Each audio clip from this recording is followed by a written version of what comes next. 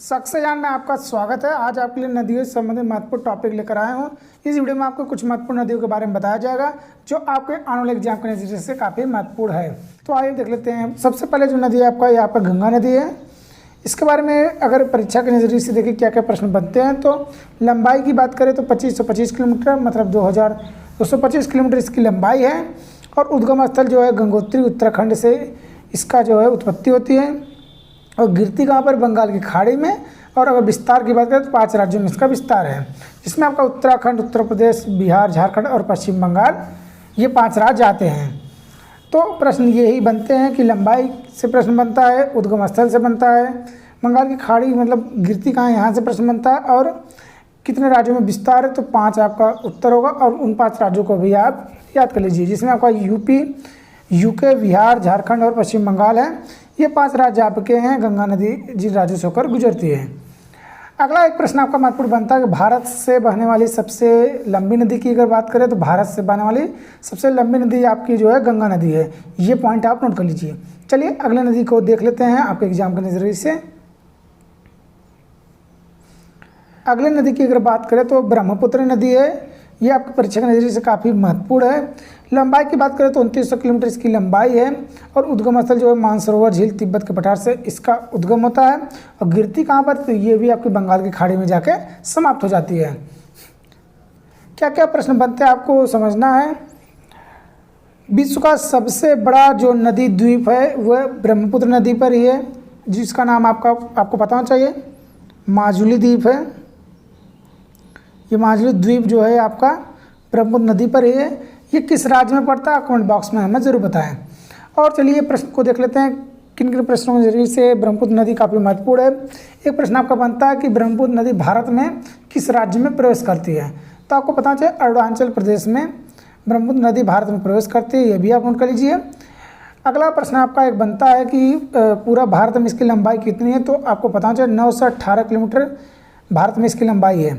जो ब्रह्मपुत्र नदी की लंबाई भारत में कुल है वो आपकी 918 किलोमीटर है।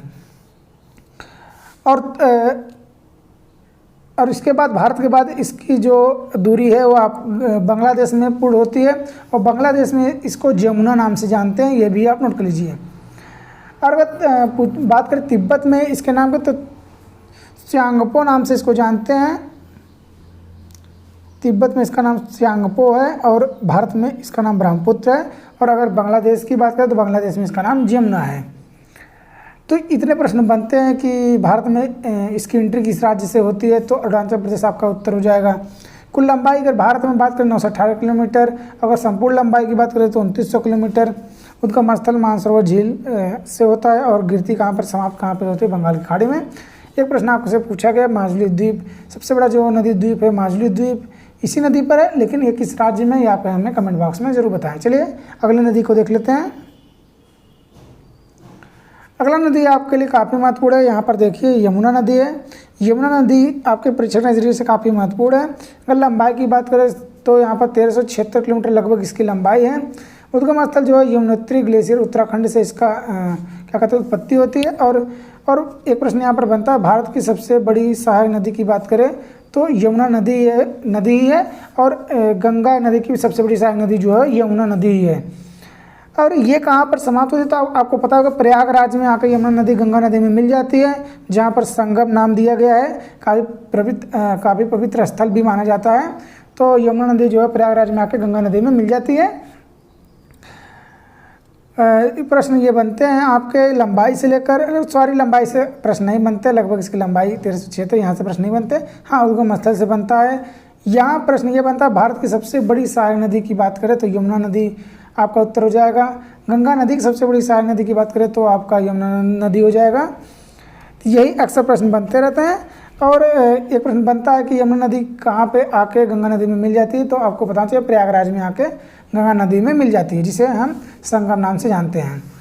अगला एक प्रश्न अगर बात करें तो उत्तर प्रदेश की अगर नज़रिए से देखें तो आगरा शहर जो आपका बसा है ये आपका यमुना नदी के किनारे बसा है। ये भी आप नोट कर लीजिए अगर आप यूपी स्पेशल की तैयारी कर रहे हैं। चलिए बढ़ते हैं अगले प्रश्न की तरफ। अगले नदी को हम देख लेते हैं। अगले नदी जो आपका दामोदर नदी है। दामोदर नदी की अगर बात करें तो कुल लंबाई की अगर बात करें तो 552 किलोमीटर है। उद्गम स्थल की बात करें तो छोटा नागपुर पठार इसका उद्गम स्थल है, उत्पत्ति जहाँ से होती है, और इसे बंगाल का शोक भी कहा जाता है।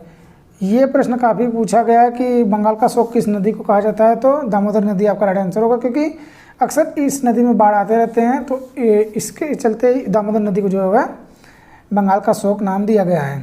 तो प्रश्न ये बनते रहते हैं, तो प्रश्न यहाँ पर यही है, उद्गम स्थल से प्रश्न बनते हैं और ज़्यादातर प्रश्न बनते हैं बंगाल का शोक किस नदी को कहा जाता है, तो दामोदर नदी आपका जो आंसर हो जाएगा। चलिए बढ़ते हैं अगले नदी को हम देख लेते हैं। अगला जो आपका महत्वपूर्ण नदी है वो आपका सिंधु नदी। सिंधु नदी की अगर बात करें कुल लंबाई की तो 2880 है, मतलब 2880 किलोमीटर इसकी पूरी लंबाई है।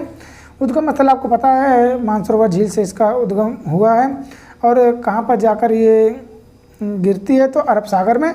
और एक प्रश्न और बनता है, यहाँ पर लिखा गया है अरब सागर में गिरने वाली सबसे लंबी नदी की अगर हम बात करें तो ये आपका जो है सिंधु नदी ही है। तो प्रश्न इसकी लंबाई से बनता रहता है, ये आप नोट कीजिए। और अरब सागर में गिरने वाली सबसे लंबी नदी कौन सी है अगर पूछा जाए तो सिंधु नदी आपका राइट आंसर होगा। तो आज की वीडियो में इतना ही। आने वाले पार्ट में आपको प्रायद्वीपीय भारत नदी के बारे में बताया जाएगा। चैनल से जुड़े रहने के लिए अपडेट तक जय हिंद।